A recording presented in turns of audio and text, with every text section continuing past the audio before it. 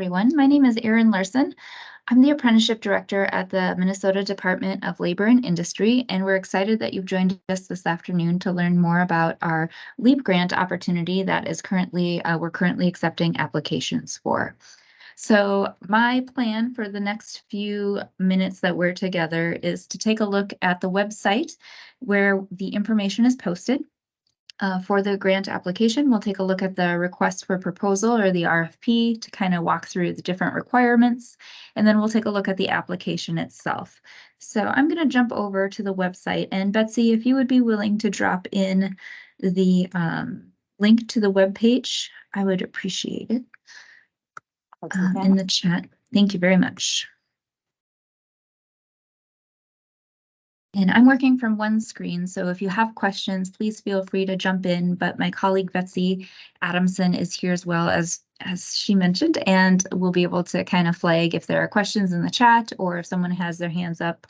This can be very casual and we can answer those questions on the fly.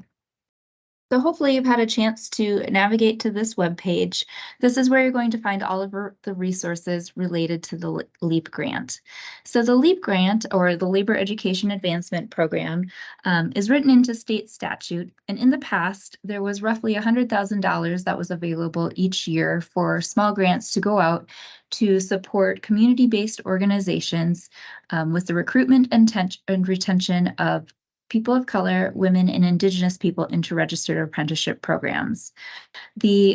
At the end of the legislative process this year, that funding that was available was expanded to $1 million per year, so a significantly greater pot of funds. And the eligibility for grant applicants was expanded to explicitly call out nonprofits and tribal governments in addition to those community-based organizations. So with this grant application, which was announced on July 17th, there's $1 million available, but the maximum grant application is limited to $100,000. So we're hoping to be able to fund larger projects across more organizations for that recruitment and retention of apprentices. I'm going to walk through the timeline briefly. As I mentioned, the grant opened on July 17th. We had a webinar earlier. I guess it's August now. So in July, we had a webinar, and then we have our last one today. The last day to submit questions that we will post answers to, and we'll get to that link later on in this page, is August 10th. So if you have any questions, feel free to email them to us, and we'll continue to post those each Friday. The grant will, I'm tongue-tied this afternoon, my goodness. The grant will close at the end of the day at 11:59 on August 18th. And then we intend to announce recipients on September 22nd, with the intention of those contracts starting on October 1st, or whenever that grant contract is signed, whichever is later. So if you're not able to sign that contract until, for example, October 15th, your grant would start October 15th.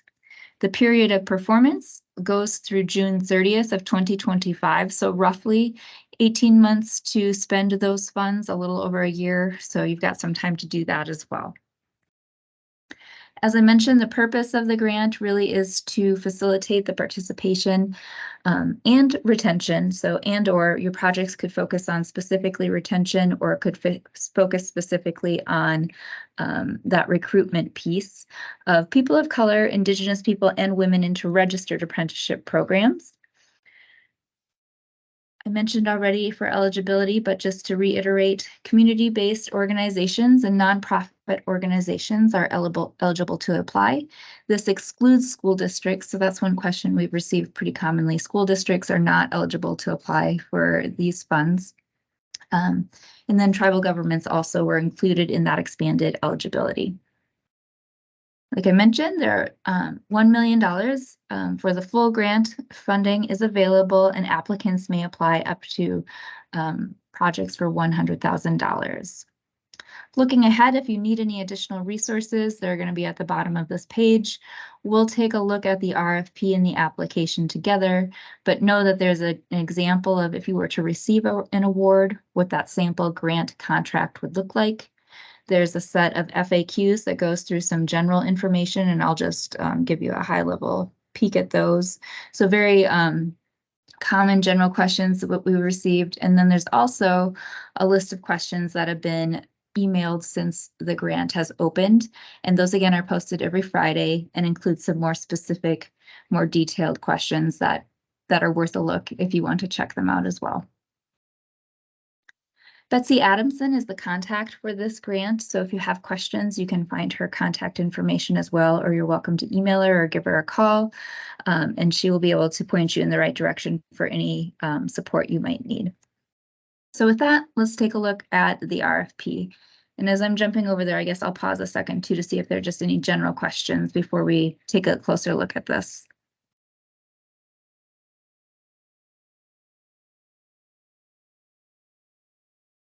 All right, let's dive in. So when you open up the RFP, it's going to include kind of a summary sheet that goes through a lot of the information we just discussed, giving you information about the available funding, the period of performance, and a summary of the application due date. It points you to where you can look for questions and when notification of awards will be met, and where else you can find additional grant resources that we just looked at. So just a pretty straightforward summary of that web page that we looked at. And then it goes into a little bit more detail. So similarly, like I've mentioned already, the purpose is really about that recruitment and retention of women, people of color, and Indigenous people into registered apprenticeship programs. So that's described within the objective and the focus populations. I would call out that this grant serves Minnesotans who are 18 years of age or older. So if you have someone who's just, about to turn 18 or those sorts of things, keep that in mind as you're thinking about grant participants.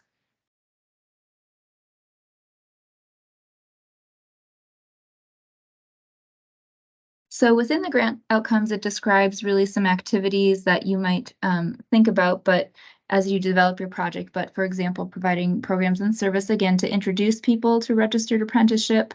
If individuals need some support services to help them become career ready or help them, kind of figure out what careers they're interested in.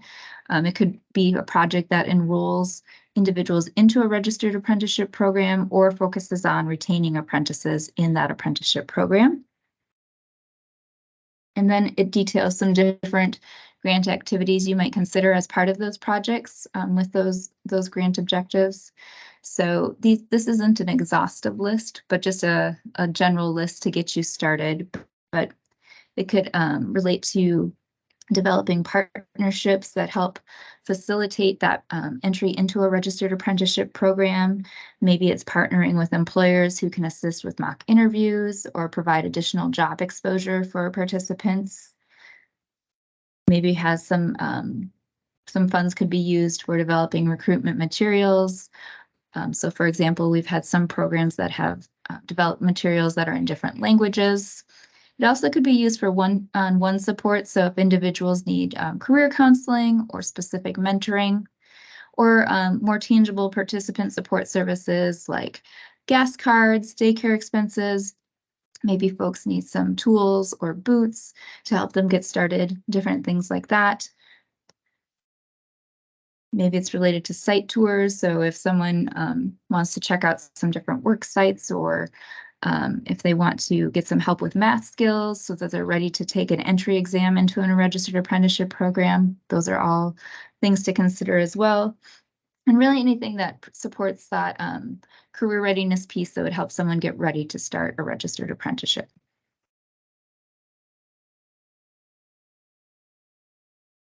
So we've mentioned eligible applicants again, community-based or nonprofit organizations and tribal governments are the eligible applicants who can apply. And there are some minimum eligibility requirements within that. So the first one is that you need to meet the application deadline and be an eligible applicant. But then the other two that follow are to identify any other grants where LEAP grant funding is used for matching funds. So match funds are not required as a condition of the LEAP grant. You don't have to have match funds, but if the LEAP funding is being matched to something or you are using match funds, state statute asks that we ask you to identify that. So if you could please call that out if matching funds are involved. Must also provide a minimum of one signed letter of support from a registered apprenticeship program if you are not a registered apprenticeship program. So for example, if you're a community-based organization, we would expect to see a letter of support from at least one registered apprenticeship program that indicates you have some connection with apprenticeship. Section 6 details some eligible and ineligible expenses. You'll notice the budget categories down the left-hand column are pretty standard, but so things like personnel, travel, supplies and materials, communication and outreach, support services, and contract services are all eligible expenses.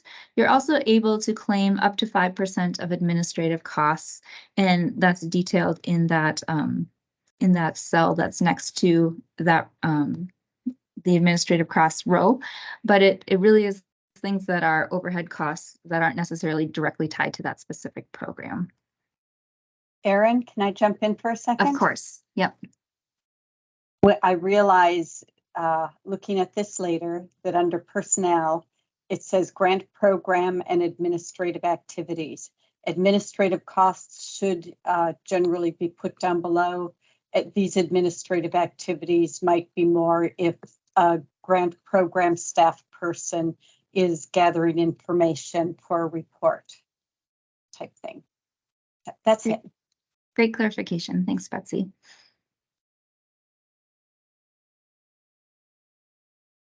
And then there's just a short list of ineligible expenses that aren't allowed. The one that we are most frequently asked about is if the funds can be used to pay for apprentice stipends or pay. And these funds cannot be used for stipends or pay, but they can do supportive services, again, like daycare, boots, those types of things. Section 7 details what the scoring committee will look at as they're reviewing the application. It will be a competitive process, and grants will be scored using this rubric. So one recommendation I would have is once you've completed your application form is to come back to section 7 and just double check that you've kind of matched up with the things that are listed there. What's being looked for is included within your application, just kind of as a second check. And when we go through the application, I'll detail each of these sections as well. Section 8 within the RFP details grantee reporting requirements. And so there are quarterly reports that need to be submitted no later than 20 business days after the last day of the reporting quarter. You'll see that those are noted down below in terms of the dates of when the quarters end. You'll receive a number of templates from our office that will help you with the reporting requirements. You'll be asked to submit a reimbursement request, an expense summary, as I mentioned, that quarterly narrative report, a participant log, and a final report.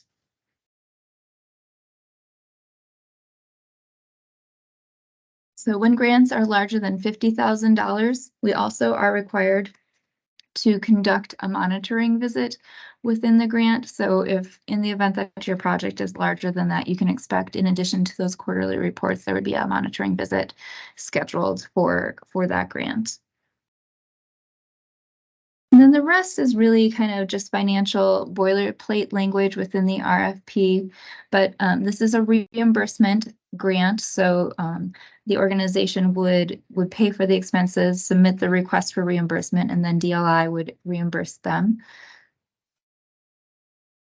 And I won't go through these specific granting details, but I would recommend you just take a quick peek at them before you finalize your application as well. And then the last section, section 18, provides you with a list of application materials that are required to be submitted. So the application form, which we'll take a look at next. Excuse me, attachment A would be the signed partnership letter if that's applicable. So again, if you're not a registered apprenticeship program, we'd expect to see a letter of support from a registered apprenticeship program indicating you have that connection. Attachment B is the organization's administration chart and advisory committee or board list. a copy of your organization's equal employment opportunity policy, certificates of your workers' compensation coverage, and if the applicant or if you are a non-governmental organization, you'll be asked to submit applicable financial statements, which is detailed in section 11 of this RFP. Those documents can be submitted via email to Betsy with her information is listed there. And again, that reminder that that deadline is 11:59 p.m. on August 18th. And then it just gives you that quick detail as well of the timeline. Again, just a reminder that we'll announce awards September 22nd with the intention that that grant work can begin on October 1st. So I'm going to pause there again to see if there are any questions before I jump over to the application.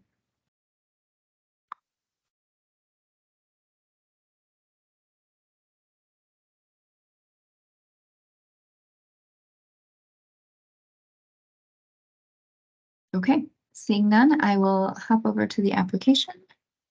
So the application, when you click on it, on that website that we initially looked at, it's going to pop open a Word document for you. So the cover sheet just asks for some general summary information, some general contact information, and you'll see with each question there's we can't see it, Erin. Oh, really? Let me try again. Sorry about that.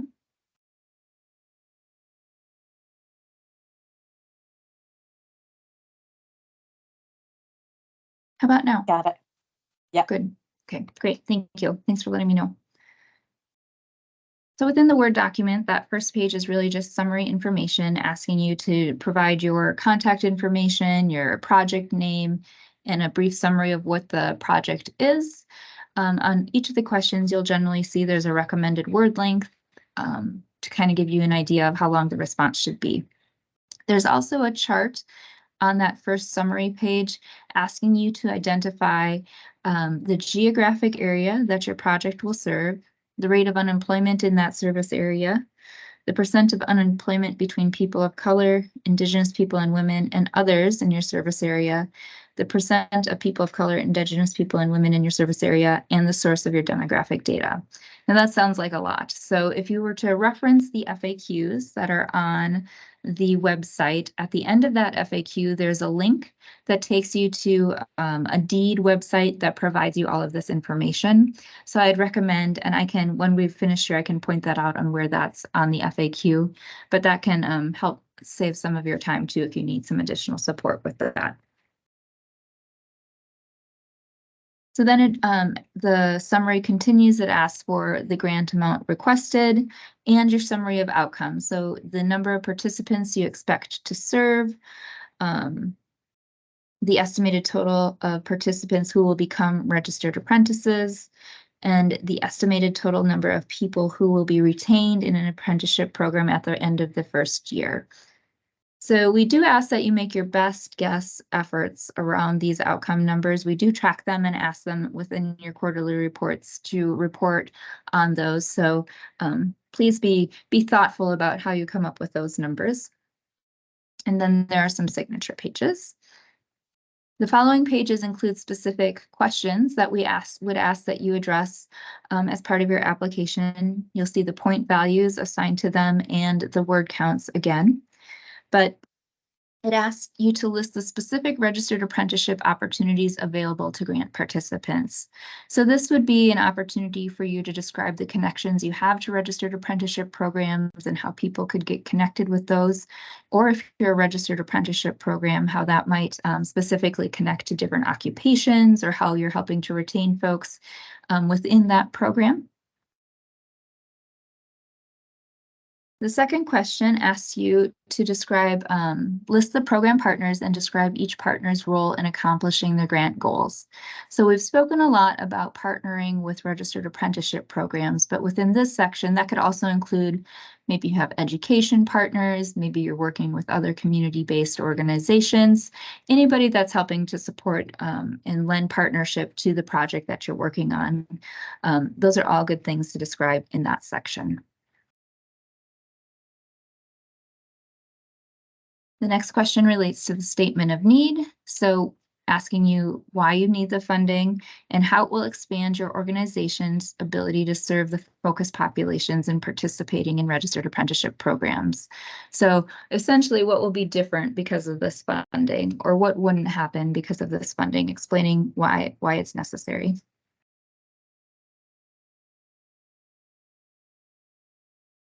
The next question asks about equity, just asking you to describe which focus populations your organizations will serve, and providing your organization's, or excuse me, information regarding your organization's experience with the ability to serve those identified focus populations.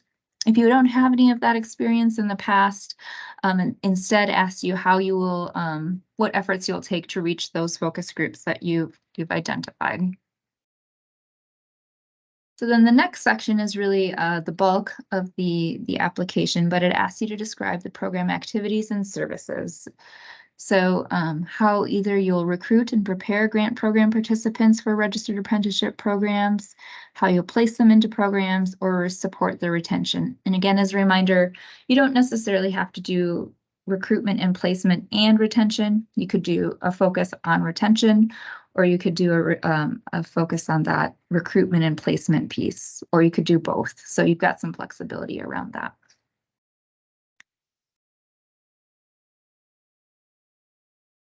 The next section is going to ask you to detail those outcomes that you noted on that top summary page. So your estimated number of new participants by quarter, the number of continuing participants, and you'll notice there's a note here that you're not going to have any continuing participants unless you were a former LEAP grantee, so you wouldn't have to enter in anything there. Number of new registered apprentices by quarter, and then the number of apprentices retained by quarter. And then you'll note down below that it asks you to just provide a brief description of how you arrived at the numbers above in the table.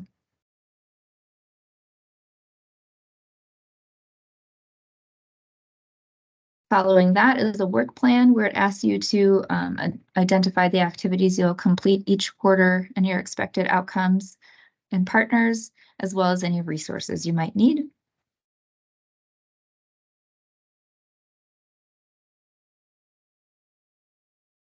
The next section asks you to speak to your organization's ability, either your prior experience with similar services that are planned, or if you don't have the experience, how you'll, move forward with that.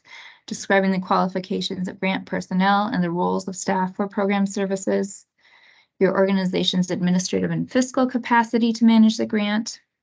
And then there's a question about if there's been a change in your organization's CEO or finance officer, or if you've changed financial management systems in the last 12 months.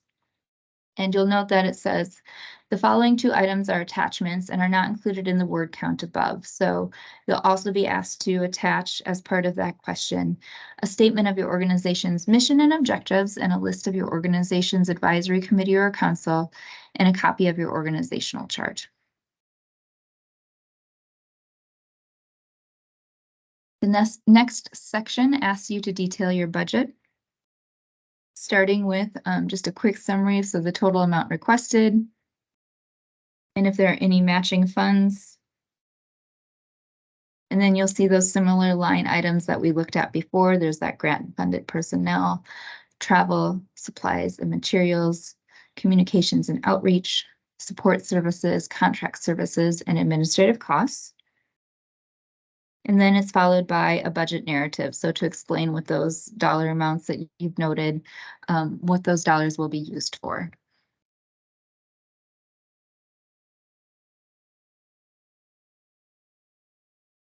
And then again, there's a reminder of that application checklist. So we've mentioned several of these pieces before, but just making sure that each of these pieces are included with your grant application. So once you've completed that, I'd recommend that you pop back over to that RFP and check out that section that details how it will be scored. And I believe it was, I always forget the number, I believe it was section 7, but you can check your responses against this rubric as you wrap up as well. If you'll recall, I mentioned in that grant FAQ, near the end, there's a location where you can find that required proposal data, and it'll have links to the different questions that were asked. That's available as well, question 17 of the grant FAQ. So that is about all I had for this afternoon. I'd be happy to answer any questions you have, or if you want to talk through different questions specifically that you're thinking about, but how can we help?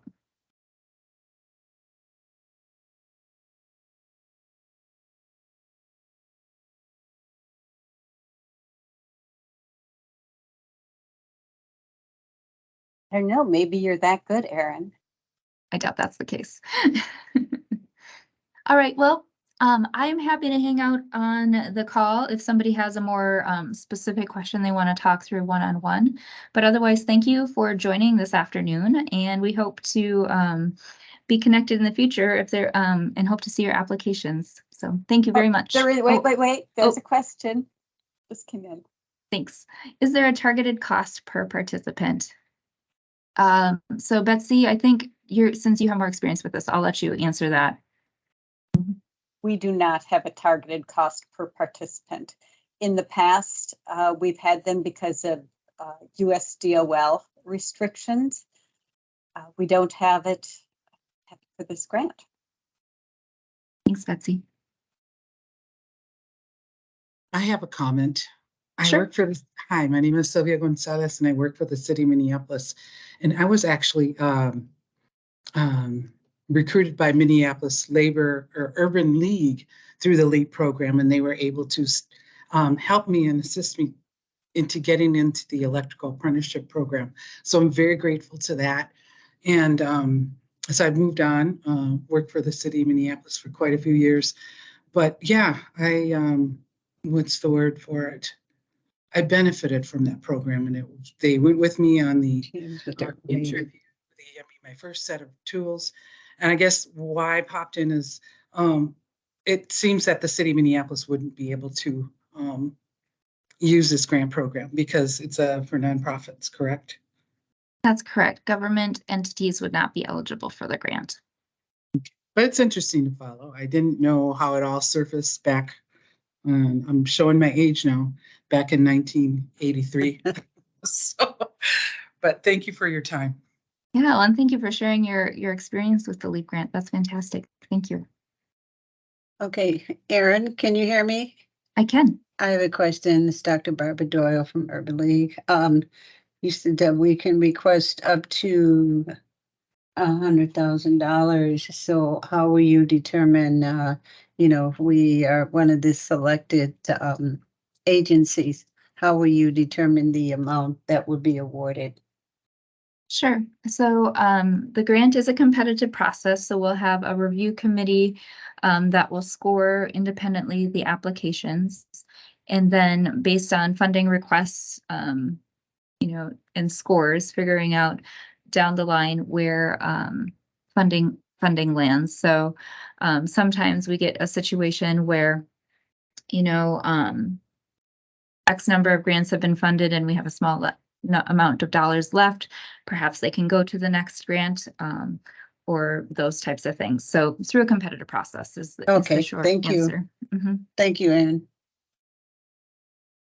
So I see there's a question about how many apprentices are you hoping to register through this funding? So typically, Betsy, when the smaller grants were usually about $20,000 to $25,000 for a year-long period. Typically within that scope of things, you would see roughly how many apprentices registered. It varies by type of program. Often 6 to 12, I would say. Thanks, but Betsy. there are many more participants than there are registered apprentices generally. We don't have a set number. We know some people require a lot more supports and it takes longer, whereas if it's similar to a pre-apprenticeship program, it might go much faster. Thanks, Betsy.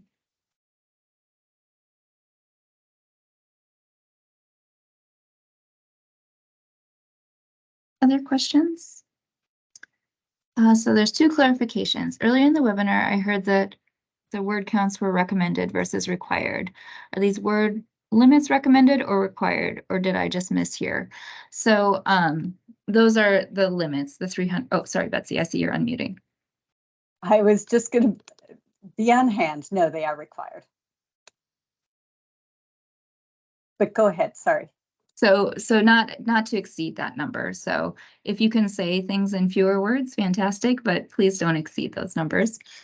And then, is it acceptable to use data other than deeds LMI tool? Absolutely, yes. Just please cite where you're pulling it from. Thanks for those questions.